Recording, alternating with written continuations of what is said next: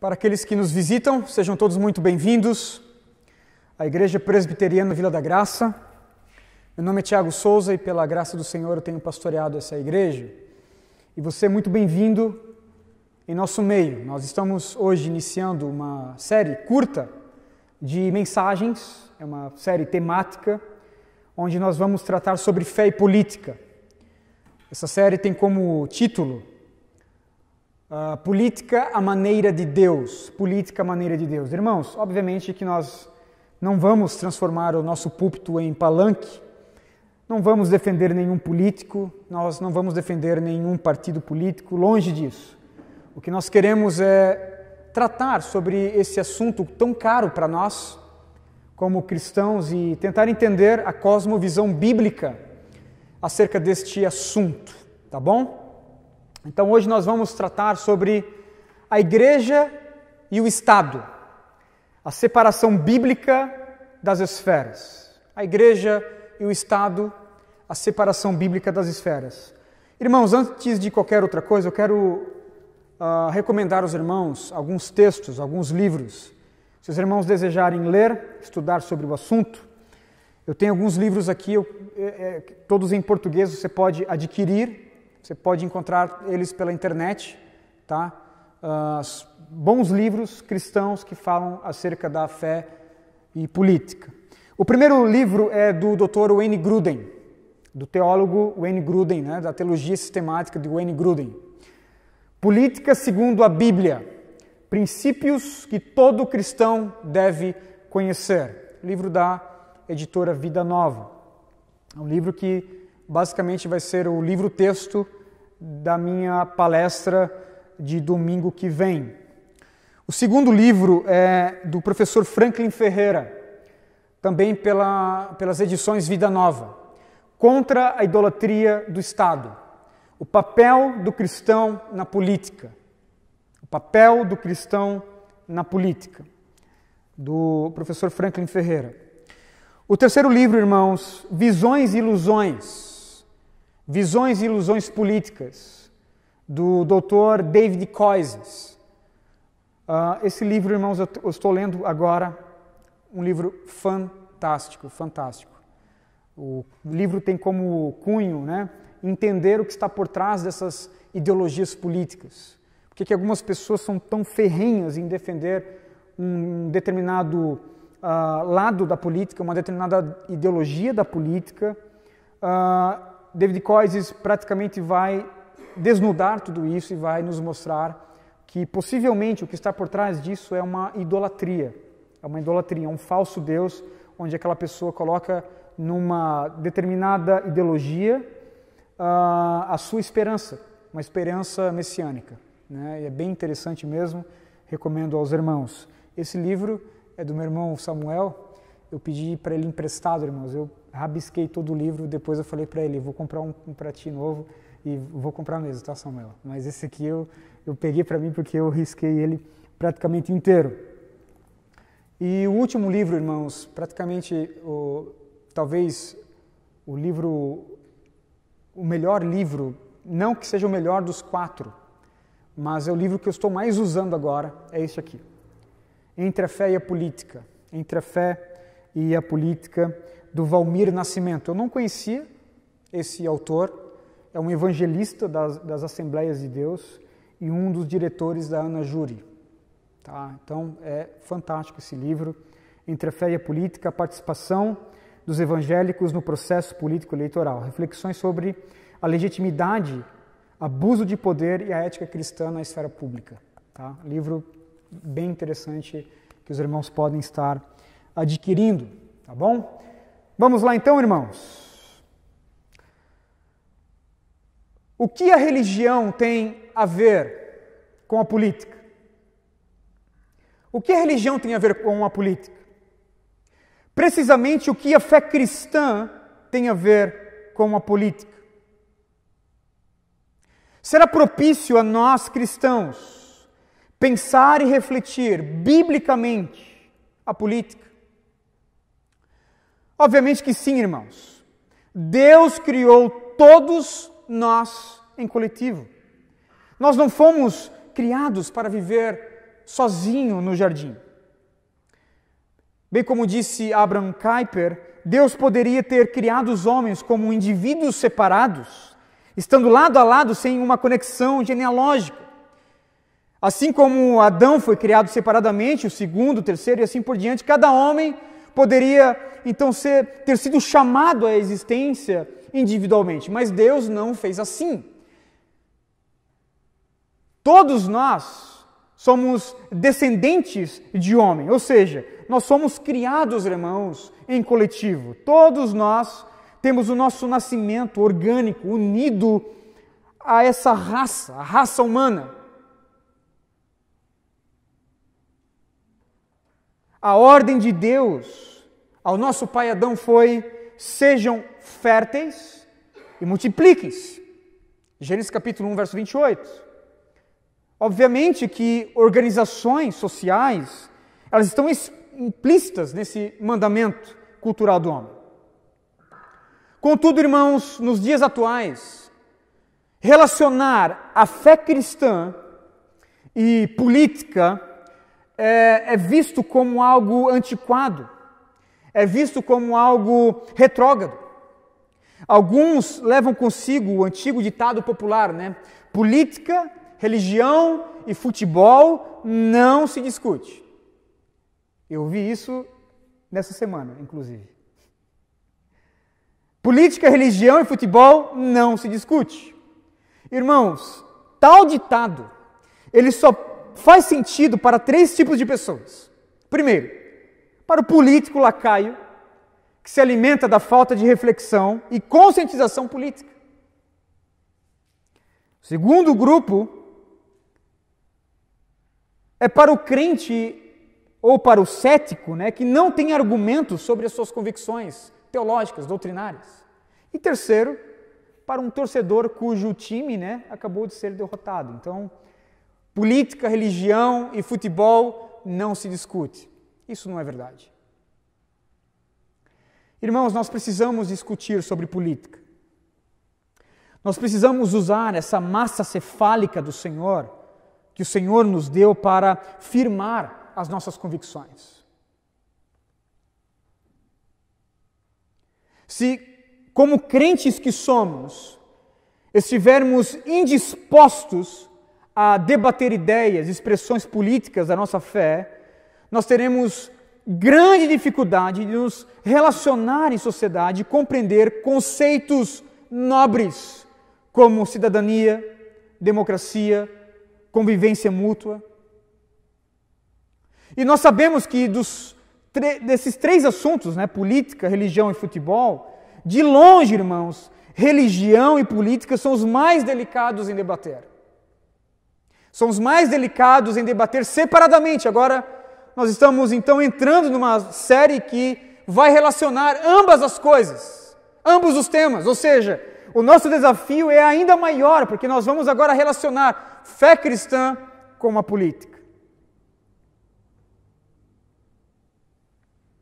Como nós vamos fazer isso, irmãos? Qual é o nosso dever como cristão?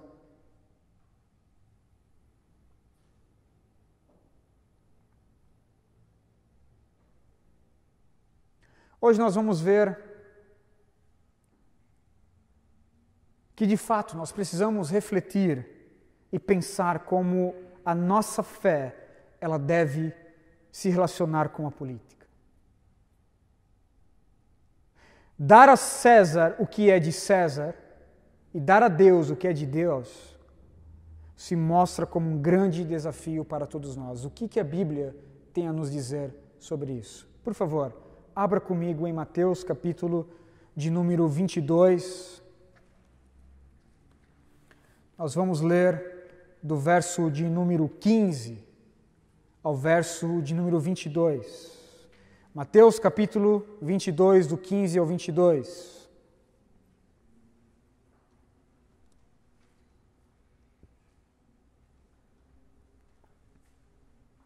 Diz assim a palavra do Senhor: Então os fariseus saíram e começaram a planejar um meio de enredá-lo em suas próprias palavras.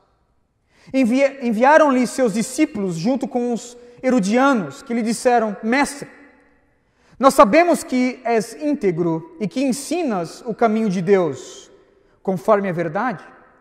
Tu não te deixas influenciar por ninguém, porque não te prendes à aparência dos homens. Dize-nos, pois, qual é a tua opinião? É certo pagar imposto a César ou não? É certo pagar imposto a César ou não?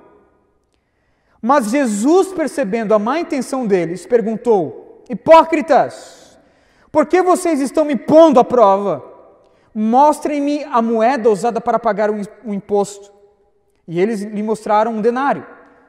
E ele lhes perguntou: de quem é esta imagem e esta inscrição? De César, responderam eles. E ele lhes disse: então deem a César o que é de César e a Deus o que é de Deus. Ao ouvirem isso, eles ficaram admirados e, deixando, retiraram-se. Vamos ao Senhor em oração. Senhor Deus, nós colocamos a nossa vida na Tua presença e pedimos a Tua intervenção, Pai. Pedimos o Teu auxílio sobre este momento. Ajuda-me, Senhor, a pregar o Teu Evangelho. Ajuda-me, Senhor, a expor essas verdades. Ajuda-me, Senhor, a expor, ó Deus, essa cosmovisão bíblica que o Senhor tem acerca da nossa fé e como essa fé ela se relaciona com o Estado, Senhor. Por favor, ajuda-nos. Precisamos da Tua intervenção. É assim que nós lhe pedimos em Cristo Jesus. Amém. Amém. Ainda é quarta-feira da semana de Páscoa. E Jesus está ensinando no templo, lugar que ele tinha purificado um dia antes. Como nós vimos, irmãos, nós estamos saindo praticamente de 3 parábolas que Jesus contou, particularmente para denunciar os líderes religiosos. Os fariseus e os chefes religiosos querem prendê-lo, mas eles temem a multidão, eles temem a grande multidão, os discípulos de Jesus e aqueles que estavam admirados pela chegada triunfal de Jesus. Eles querem matá-lo, mas como fazer? Eles querem pegá-lo,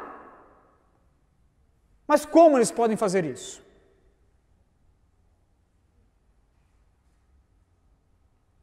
Como nós vimos, Jesus é bom de argumentação. Quando eles chegam com uma pergunta, Jesus dá uma contra-pergunta, meio que respondendo, e eles começam a se enrolar, então, em suas respostas. Quando eles preparam, então, uma cilada disfarçada de pergunta, Jesus inverte o jogo e faz com que eles se enrolem, se condenem ainda mais. E aqui não é diferente, irmãos. Esses homens começam a pensar o seguinte: quem sabe nós conseguimos pegar Jesus colocando ele contra o Império Romano. Não tão somente contra o Império Romano, mas contra o Império Romano e também contra Israel. Assim eles armam mais uma frustrada cilada para Jesus, do 15 ao 17. Dizendo: mestre, nós sabemos que tu ensinas a verdade, nós sabemos que tu ensinas o caminho de Deus, conforme a verdade, sabemos que tu não se deixas influenciar por ninguém, porque tu não te prendes à aparência de ninguém, dos homens. Dize-nos então, qual é a tua opinião? É certo pagar imposto a César ou não?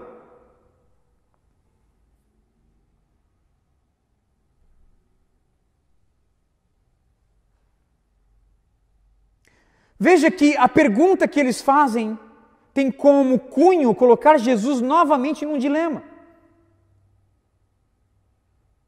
Tentaram pegá-lo ali, acerca da pergunta do seu ministério, com que autoridade ele estava fazendo aquelas coisas, e agora eles tentam novamente perguntando acerca da licitude do pagamento dos impostos ao Império Romano. É certo pagar imposto a César ou não? Em outras palavras, é correto que nós o povo de Deus, o povo da aliança, paguemos tributos a uma nação pagã? Perceba comigo que se Jesus dissesse que sim, ele seria pego pelos fariseus, pois concordaria com o jugo de Roma. E a sua messianidade então estaria comprometida.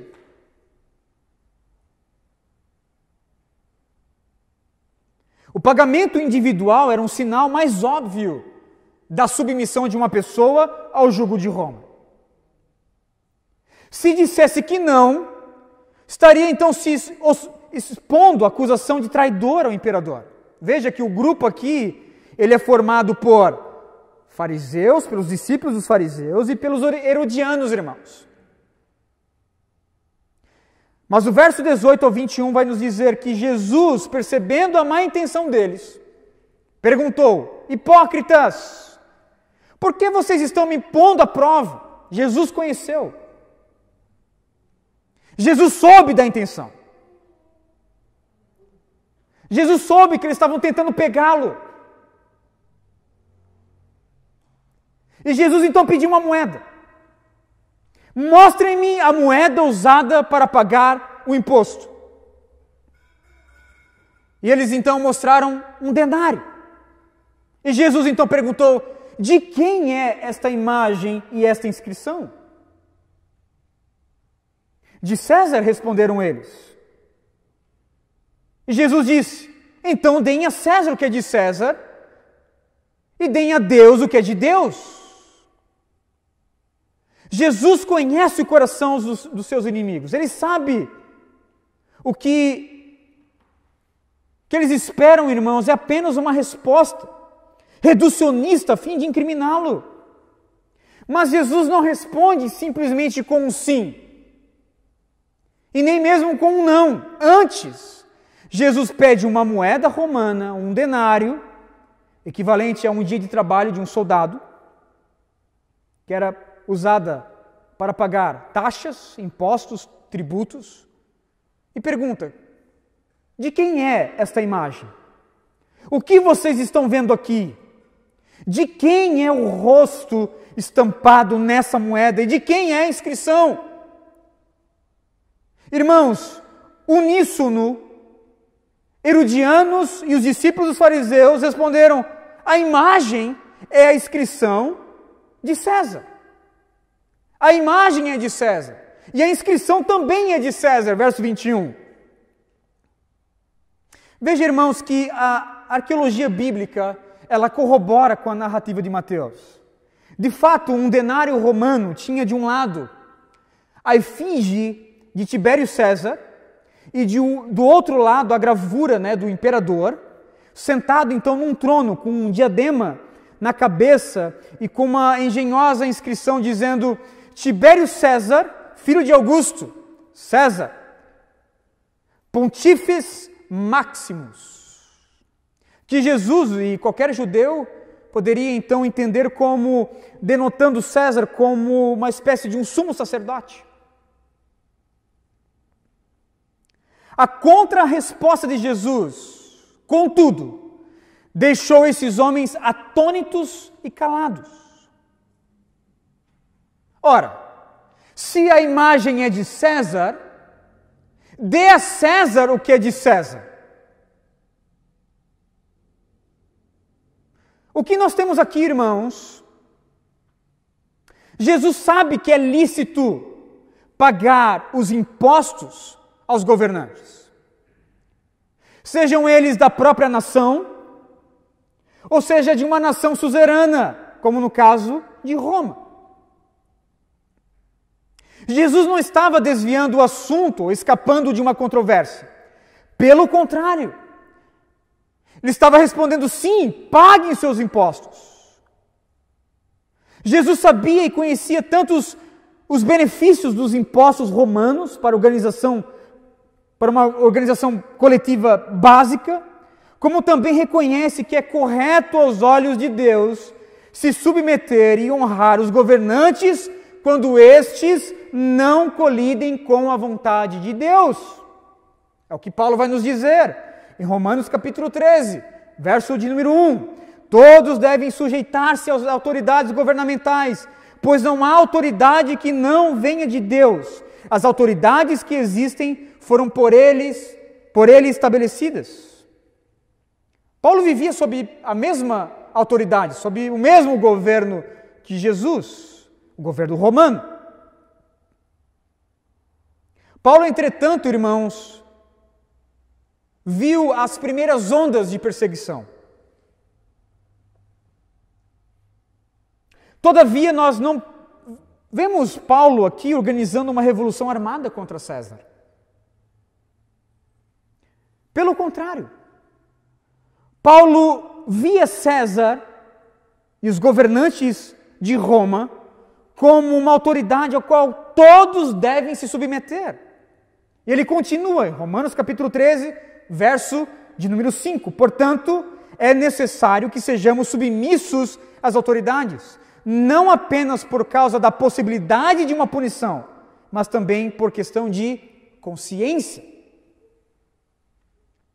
Ao seu filho na fé Timóteo, Paulo escreveu, em 1 Timóteo capítulo 2, verso 1 ao verso 3, antes de tudo, recomendo que façam súplicas, orações, intercessões e ações de graças por todos os homens, pelos reis e por todos os que exercem autoridade, para que tenhamos uma vida tranquila e pacífica, com toda piedade e dignidade. Isso é bom e agradável perante Deus, o nosso Salvador. Diante disso, irmão, será que a Bíblia nos encoraja a obedecer às autoridades cegamente? Irrestritamente? Acriticamente? Obviamente que não. Pedro nos ensina em Atos capítulo 5, verso 29, é preciso obedecer antes a Deus do que os homens. Todavia, irmãos, no caso dos impostos, do presente texto, Jesus reconheceu que não havia uma colisão com os princípios de Deus. Por isso, dentro da esfera da sua própria cidadania, da sua consciência, Jesus se submetia em pagar os impostos a Roma. Jesus sabia que, por exemplo, os impostos romanos garantiram e preservaram a Pax Romana. Por meio dos impostos, os romanos construíram estradas, arquedutos, enfermarias, tribunais e tantas outras coisas para o bem público. Todos sob o domínio de Roma desfrutavam desses pagamentos, dos pagamentos de impostos. Porém, irmãos, perceba que a resposta de Jesus vai além de dar a César o que é de César. Jesus também responde que, ao passo que eu dou a César o que é de César, eu preciso também dar a Deus o que é de Deus. Tributos, taxas, impostos são pagos a César, porque isso pertence a César. Mas a grande pergunta é, o que é do Senhor? Quais são as coisas de Deus? Quais são as coisas de Deus? Ora, eu preciso dar a César o que é de César, eu preciso dar a Deus o que é de Deus. Ok, eu sei o que é de César. Impostos, tributos, taxas são de César. Eu preciso dar a Deus o que é de Deus. A pergunta é, o que é de Deus? Algumas pessoas são levadas, irmãos, a pensar de uma forma dicotômica nesse assunto. E elas pensam da seguinte forma: bom, há coisas que são de César e coisas que são do Senhor. E ambas as coisas não se relacionam.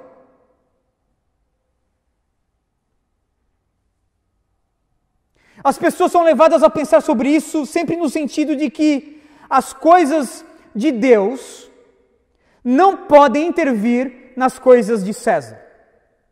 Elas dizem, bom, nós temos uma esfera que pertence a César, e este está limitado às coisas da sua esfera, e nós temos as coisas de Deus, e este está limitado às coisas da sua esfera. Portanto, ambos não interferem nas coisas do outro. Como nós podemos ver aqui nessa figura. Elas vão pensar em duas esferas diferentes. Coisas de Deus, coisas de César. Coisas de Deus, igreja, adoração, culto. Coisas de César, política, governo, impostos, etc.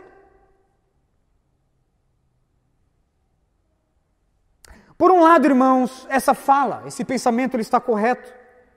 Pois sim, nós compreendemos bem o que são as coisas de César. Sabemos que o seu domínio é limitado à esfera da sua própria realidade.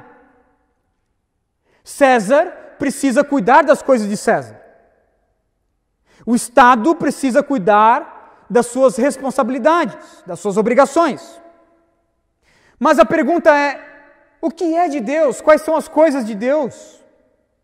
Ou melhor, o que pode estar fora do domínio de Deus?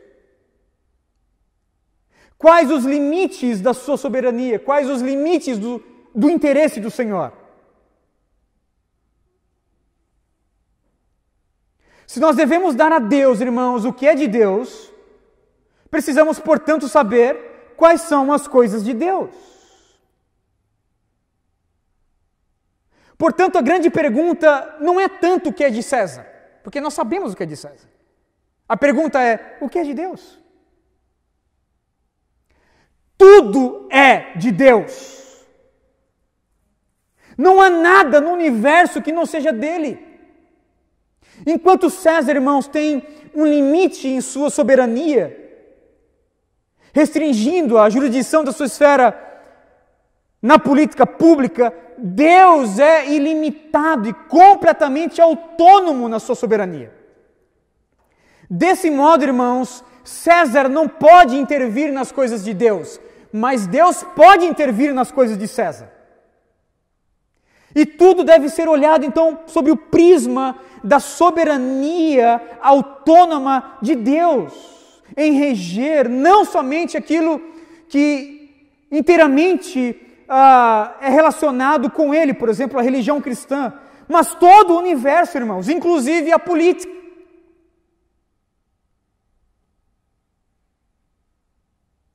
Veja agora aqui a imagem. Nós temos as coisas de César, e César está limitado à sua própria esfera, dentro da sua soberania, eu vou botar aqui soberania entre aspas, ele tem um certo domínio, ele tem uma certa soberania sobre as suas coisas, sobre a sua esfera.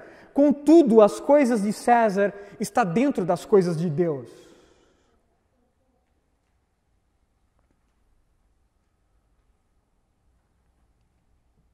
E aí perceba comigo que Jesus passou a dizer que os homens devem dar a Deus o que é de Deus. Ele não estava separando, irmãos, a sociedade humana secular da religião, dizendo que nós devemos obedecer os homens no que tange a política, ao Estado, e nós devemos então ter, por um outro lado, uma vida espiritual nas coisas que são de Deus, a igreja, o culto, grupos pequenos, o louvor. Não há essa dicotomia no Senhor Deus. A Bíblia nunca fez essa dicotomia. Isso aqui é secular, isso aqui é sagrado. Isso aqui pertence a Deus, isso aqui não pertence a Deus. Por quê? Porque todas as coisas e todas as áreas da vida pertencem a Deus. A verdadeira religião pertence a Deus. A política pertence a Deus. Até mesmo César pertence a Deus. Veja que A pergunta de Jesus foi a seguinte: de quem é a imagem estampada nessa moeda? De quem é a imagem estampada nessa moeda? A resposta: a imagem de César.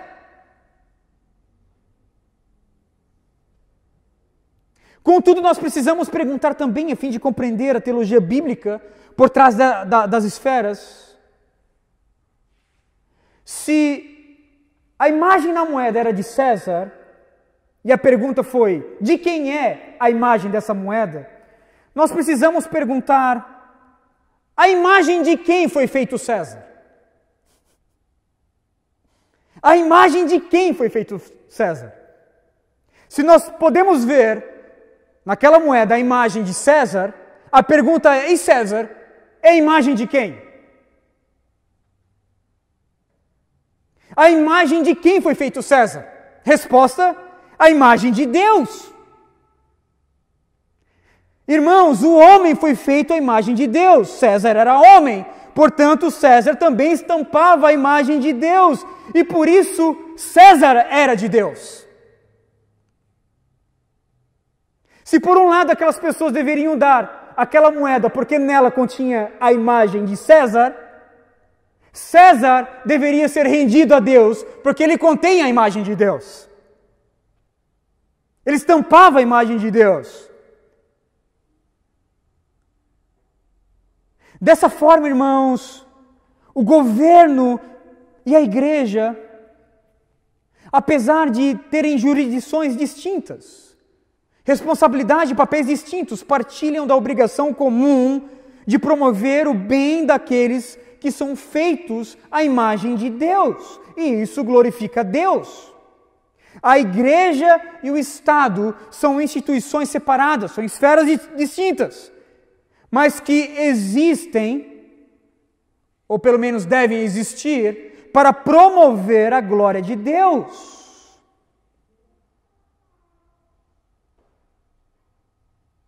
E a pergunta é: por que nós não vemos assim?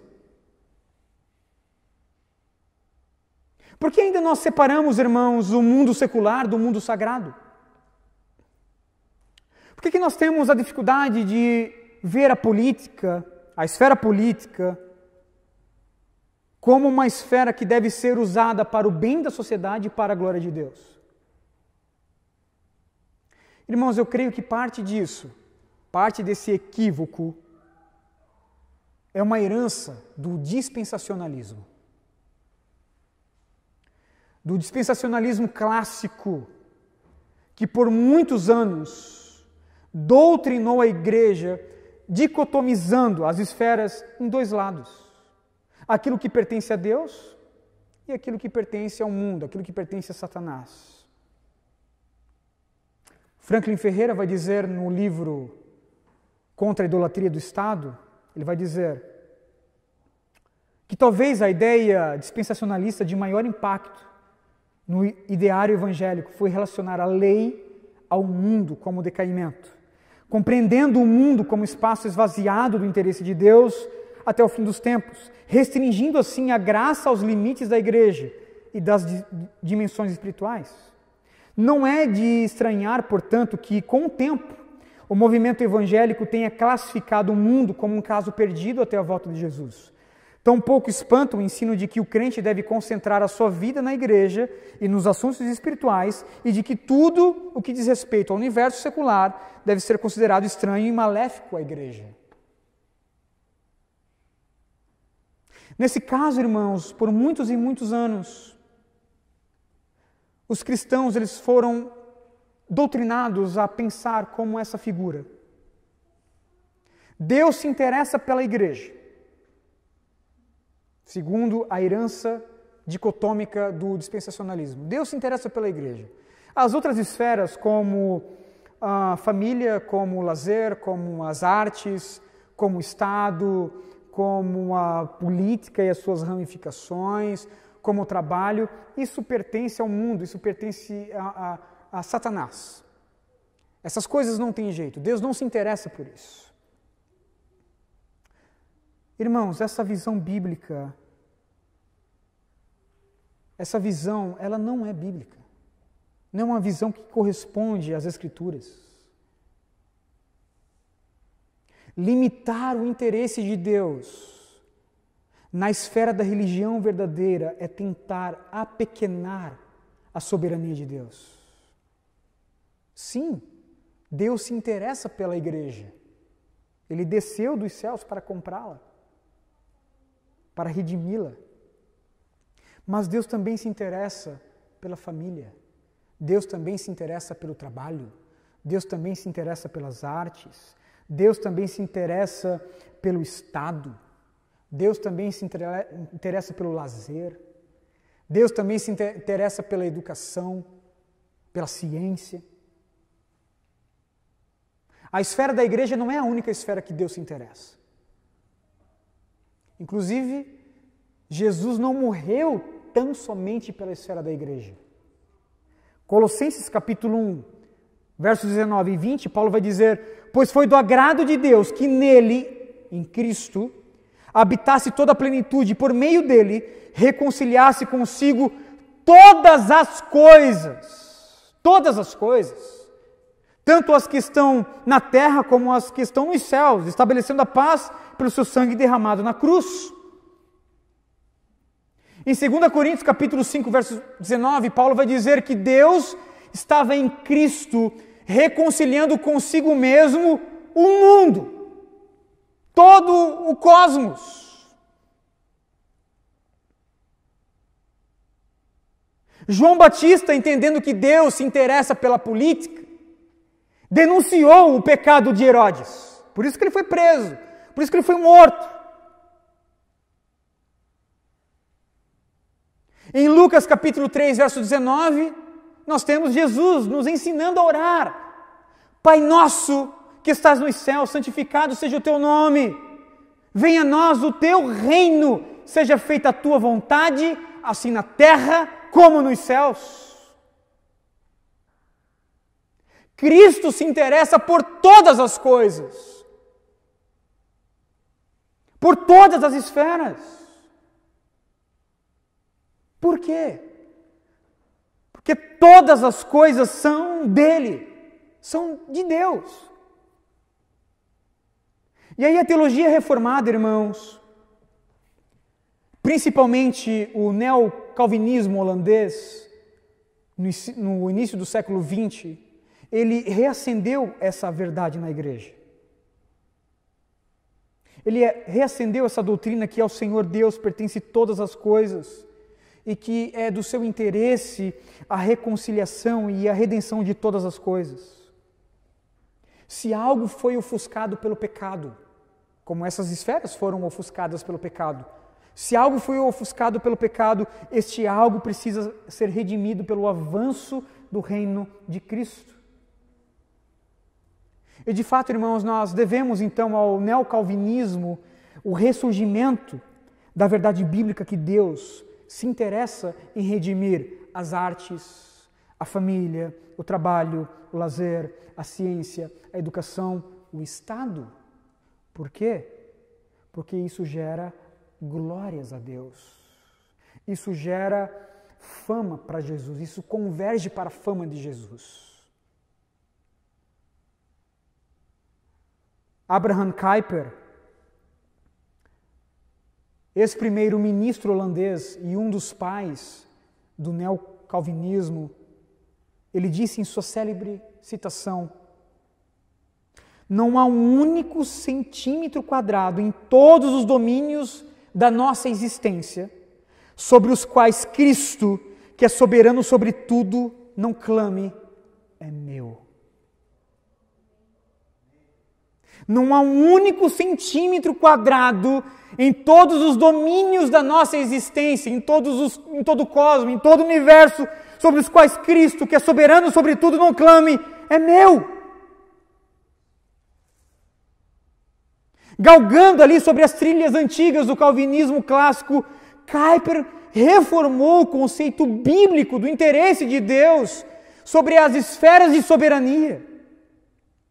De fato, tanto a igreja, como o Estado, como a família, como as artes, a ciência, a educação, o trabalho fazem parte do domínio de Deus e todas elas então devem ser redimidas, isto é, devem ser convergidas para o louvor da glória de Deus. Cristo tem o domínio sobre todas as coisas.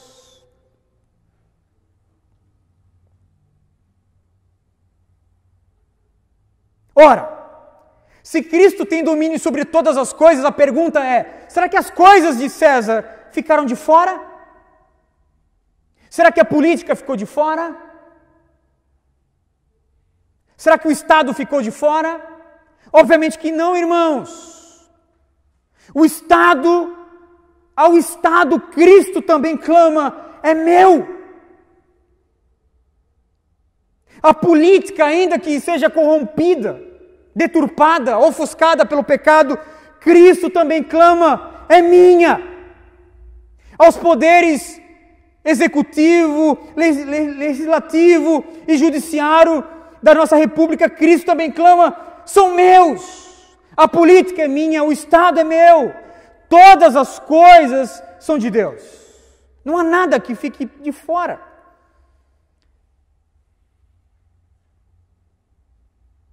E diante disso, irmãos, nós devemos repensar a nossa visão acerca da igreja e do Estado. Qual é a nossa função, então, como cidadãos desses dois reinos? Como a igreja se relaciona com o Estado? Como nós podemos andar, né, com um pé num reino e outro pé no outro? Como nós podemos, ao mesmo tempo, caminhar e viver a nossa vida cristã olhando para cima, com os olhos fitos em Cristo Jesus, ao mesmo tempo que os nossos pés estão pisando aqui nessa terra?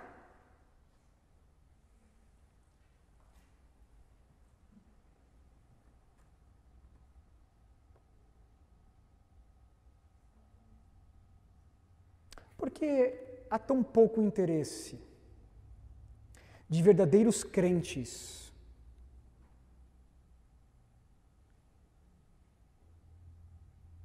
na política. Porque há pouco interesse dos verdadeiros cristãos no cenário político, irmãos. Eu creio que isso se deve a algumas equivocadas visões acerca da separação das esferas. Nós vimos que as esferas estão separadas, mas qual é a visão bíblica dessa separação? Veja que alguns equivocadamente entendem que, além da divisão das esferas, também há uma divisão radical das realidades. Nessa divisão, irmãos, os cristãos devem somente ter interesse pelas realidades da jurisdição da igreja. E essa visão, como dessa figura aqui em cima, mostra as duas esferas completamente separadas, tanto em esferas, em jurisdições e também em realidades. Há um equívoco aqui. As pessoas que pensam assim vão dizer: olha, eu sou crente, eu pertenço à igreja, estou dentro da jurisdição da igreja e as minhas realidades, o meu pensamento, o meu campo de ideias, o meu campo de cosmovisão se limita tão somente àquelas realidades verticais. Enquanto, por outro lado, ele vai ver a política simplesmente numa realidade horizontal, completamente separada. É uma separação radical aqui. Qual é o erro dessa visão, irmãos? Um dos erros dessa visão é diminuir o alcance da soberania do Senhor. O erro dessa visão é limitar a soberania do Senhor tão somente à religião.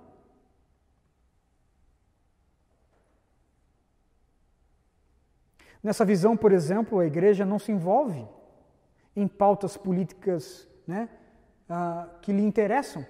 Por exemplo, a pauta acerca da pobreza, acerca do aborto, acerca até mesmo da liberdade religiosa. Por quê? Porque para aqueles que pensam assim, dentro dessa visão, todos esses assuntos são exclusivamente pautas da esfera pública, da esfera política. E se tratam então de realidades unicamente horizontais. Contudo, nós temos ainda outros, irmãos, que veem a separação das esferas, mas com um mínimo de envolvimento das realidades. Veja, que nós temos um mínimo de envolvimento das realidades ali. Nós temos realidades verticais, horizontais, cada uma das suas esferas, e um pouquinho dessas realidades, então, tendo contato, se relacionando uma com as outras. Neste quadro, os crentes, os discípulos de Jesus, praticam um ato, por exemplo, da cidadania, do voto, escolhem ali seus candidatos com um certo interesse, levando em conta os valores das suas crenças, mas sem muito engajamento político.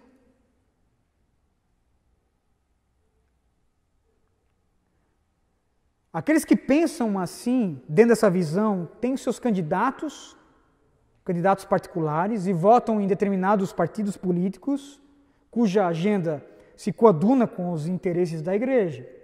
Porém, irmãos, eles não concordam que a igreja deve falar sobre a política, e nem mesmo concordam que um verdadeiro crente deva se envolver com a política. Nessa visão, a relação da igreja com a política, ela se limita tão somente à prática civil do voto e não vai além disso.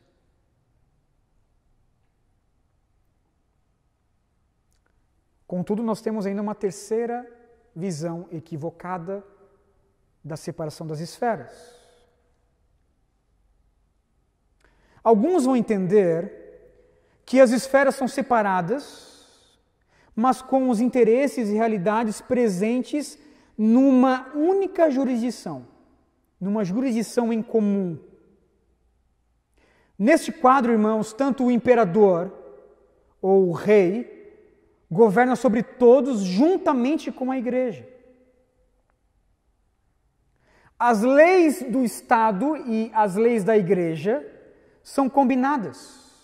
E esse quadro, ele poderia talvez ilustrar aquele período ali depois da conversão de Constantino em 313.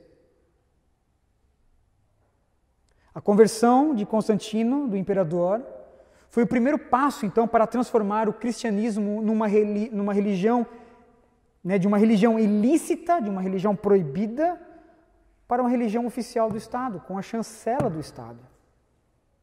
Saiu de igreja perseguida para a igreja oficial, para a religião oficial.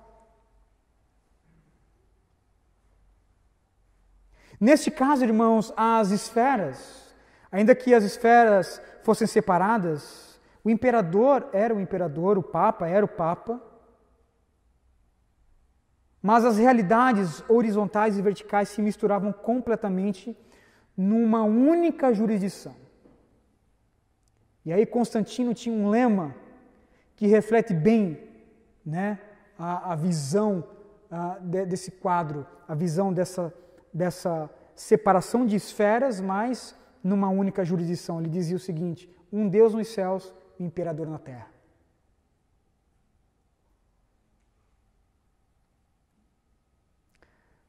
Infelizmente, essa visão não ficou tão somente no quarto século. Você vê essa visão aqui equivocada no período pós-reforma, irmãos. Se você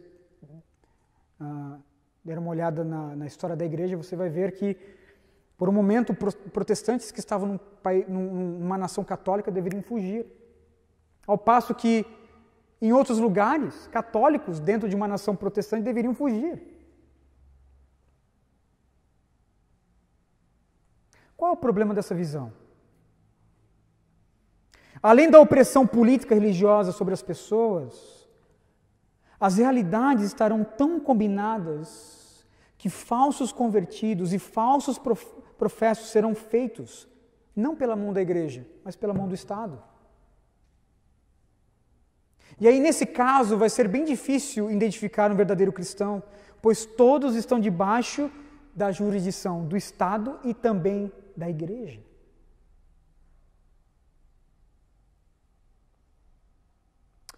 Por último, irmãos, eu quero apresentar a visão bíblica acerca da separação das esferas. Nós temos aqui a separação das esferas, mas com um envolvimento limitado entre elas. Uma visão limitada entre elas. Nós temos a separação das esferas, a separação da jurisdição, há uma jurisdição do Estado, uma jurisdição da igreja, mas uma participação, um relacionamento bem limitado entre essas duas jurisdições, entre essas duas esferas. Como eu disse, irmãos, os discípulos de Jesus têm uma dupla cidadania. Ele é cidadão dos céus, onde ele aguarda a verdadeira pátria, e ele é cidadão da terra também. Nós vivemos, né, nesse drama escatológico do já e ainda não. Nós sabemos que aqui nós estamos de passagem, somos forasteiros, somos peregrinos, somos estrangeiros. Contudo, ainda moramos aqui. Contudo, ainda devemos proclamar a glória de Cristo. Ainda nós não estamos gozando o céu em sua totalidade, mas isso não quer dizer que nós não podemos viver um pouquinho dos céus aqui, por meio da propagação do reino de Cristo.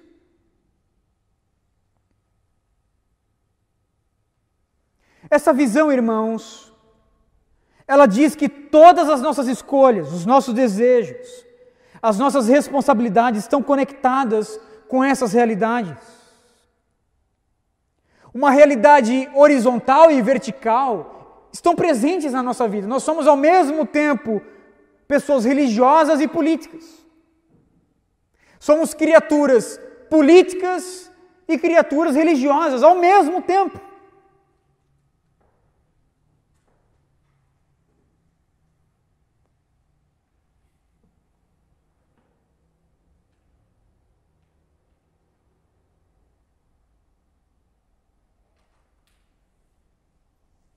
Pegue, por exemplo, a pauta do aborto, irmãos. Eu pergunto aos irmãos, é uma pauta da presente política? Sim, uma pauta da presente política. Pergunto aos irmãos, ela é uma pauta religiosa? Sim, ela é uma pauta religiosa. Veja então que nós temos a mesma verdade sendo debatidas por ambas as esferas. E nesse caso, qualquer lei sobre esta pauta terá então implicações em ambas as esferas.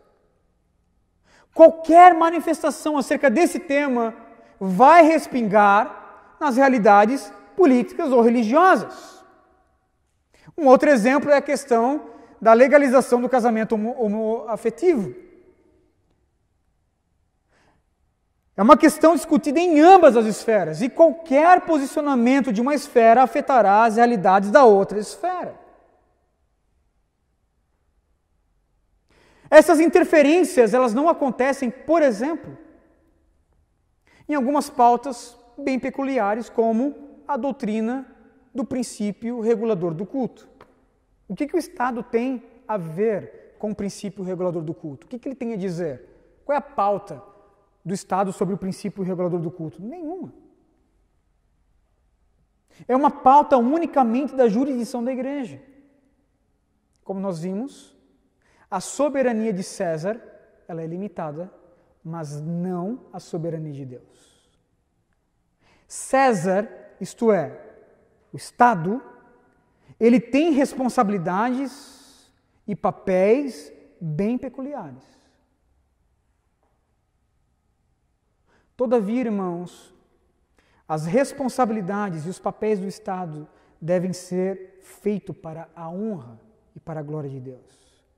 O Estado não possui autonomia. Por isso, ainda que eles não saibam, todos os políticos devem render glórias a Deus em seu ofício público. Isso não quer dizer, irmãos, como nós veremos no próximo domingo que tais interferências têm poder de minar a laicidade do Estado. Mas que nós cristãos, como possuidor de uma dupla cidadania, nós devemos influenciar ao máximo as realidades do Estado para que ele possa dar maior glória a Deus. Nós cristãos precisamos influenciar o Estado e ajudá-lo na realização do seu ofício para o bem público, de modo que, por meio do bem público, ele venha dar glórias a Deus. Essa visão não tem como cunho cristianizar o Estado. Nós não queremos cristianizar o Estado, irmãos. Nós queremos defender os valores cristãos e a honra de Deus também em ambientes públicos, da política pública. Como bem disse o pastor Felipe Fontes, alguns meses atrás, o Estado é laico, mas eu não. O Estado é laico, mas eu não. O que ele quis dizer, irmãos? Ora, que apesar da laicidade do Estado, os seus cidadãos têm o direito e podem influenciá-lo com os princípios e com os valores cristãos. Estado laico não é o mesmo que Estado ateu. Estado laico não é o mesmo que Estado ateu. Portanto, nós devemos olhar para a política com os olhos de quem vê um grande campo missionário. Uma esfera que, a despeito da sua laicidade, precisa ser redimida pelos valores e pelos princípios cristãos. A pergunta é: como nós vamos fazer isso? Faremos isso, irmãos, com uma revolta armada? Faremos isso por meio do poder da espada? Com a força do braço? Obviamente que não, irmãos. Não se discipula uma nação inteira por meio da imposição da espada. Isso não é bíblico. A única forma de influenciar massivamente a política será, em primeiro lugar, pregando o Evangelho do nosso Senhor e Salvador Jesus Cristo. Quando eu prego o Evangelho de Cristo Jesus, eu estou anunciando o seu domínio sobre todas as coisas. Ora, a fé não vem pelo ouvir e ouvir a palavra do Evangelho? Quanto mais eu prego, mais pessoas, pela graça do Senhor, são convertidas, são trazidas, são resgatadas. Quanto mais pessoas convertidas, mais possíveis candidatos eu terei ocupando os espaços públicos. A primeira coisa, precisamos pregar o Evangelho. Precisamos anunciar a glória de Cristo, o seu domínio sobre todas as coisas. Em segundo lugar, nós devemos reconhecer o dever da igreja em zelar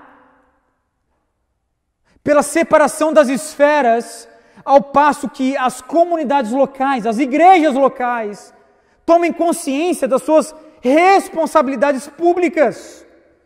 Como eu disse, irmãos, não é por meio da espada. O Evangelho não compactua com nenhum tipo de autoritarismo, nem mesmo aqueles que chegam disfarçados, de soluções para salvaguardar a família, para salvaguardar a igreja.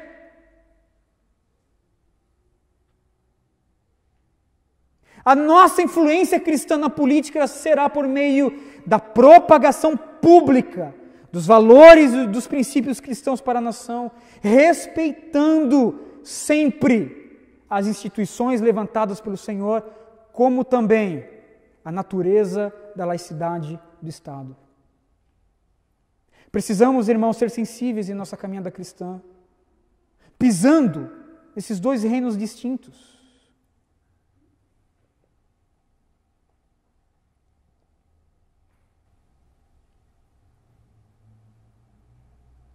As esferas precisam ser separadas. Igreja e Estado precisam estar separados.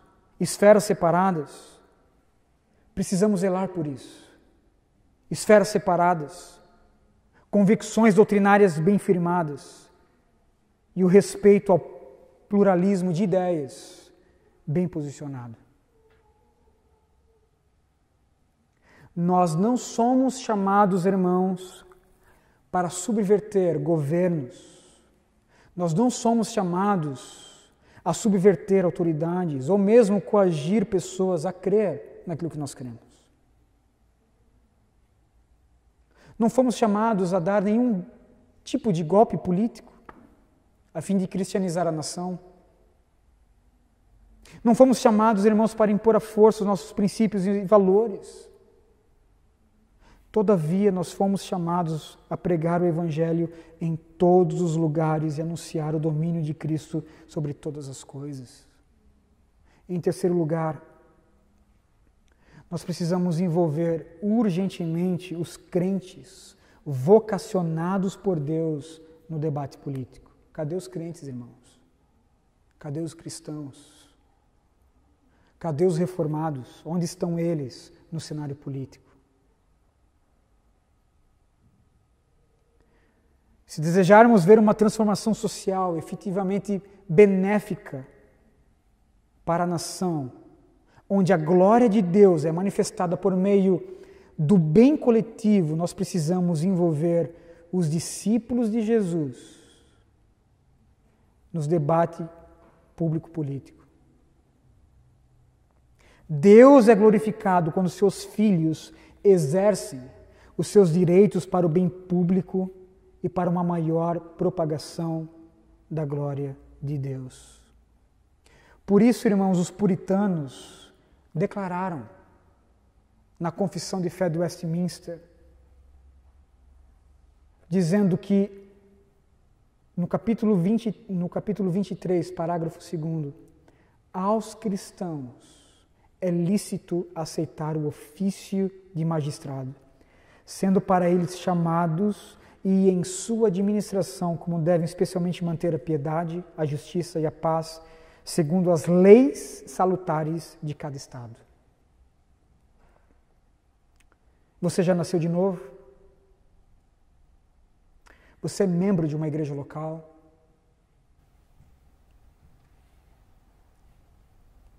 Você está caminhando em santidade em sua vida cristã?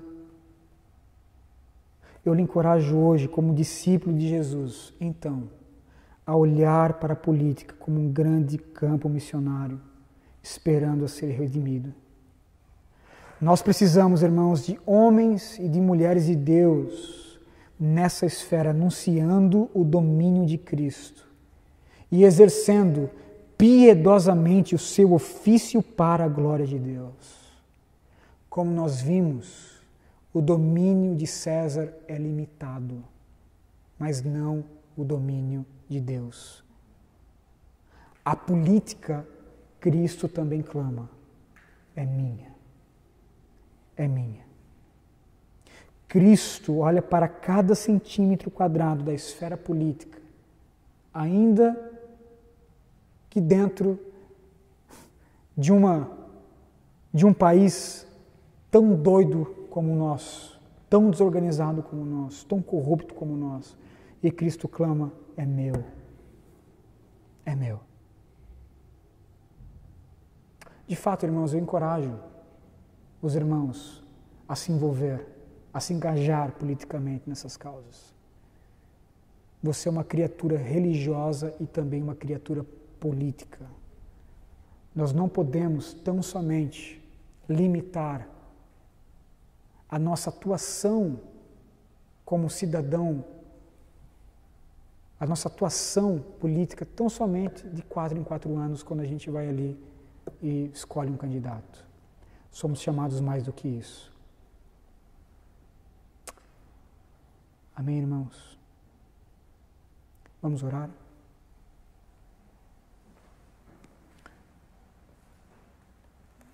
Louvado seja o teu nome, Senhor. Louvado seja o teu nome, Senhor. Glórias ao teu nome, hoje e sempre. Ajuda-nos, ó Deus, a viver piedosamente. Ajuda-nos, ó Deus, a nos relacionar, Pai, com essas realidades também horizontais. Precisamos que o Senhor venha nos ajudar a intervir em nossa história, a fim de que possamos ter uma cosmovisão bíblica, não somente da esfera da igreja, mas também da esfera do Estado. Nós cremos que o Senhor também quer redimir todas as coisas, como bem disse a tua Escritura, e o Senhor vai fazer isso por meio do avanço do teu reino, do avanço da pregação do teu Evangelho. Por isso, pela glória do teu nome, para a nossa alegria, ajuda-nos, ó Deus. Ajuda-nos, ó Deus, a nos envolver nessas pautas tão caras para todos nós. É assim que nós lhe pedimos em Cristo Jesus. Amém e amém.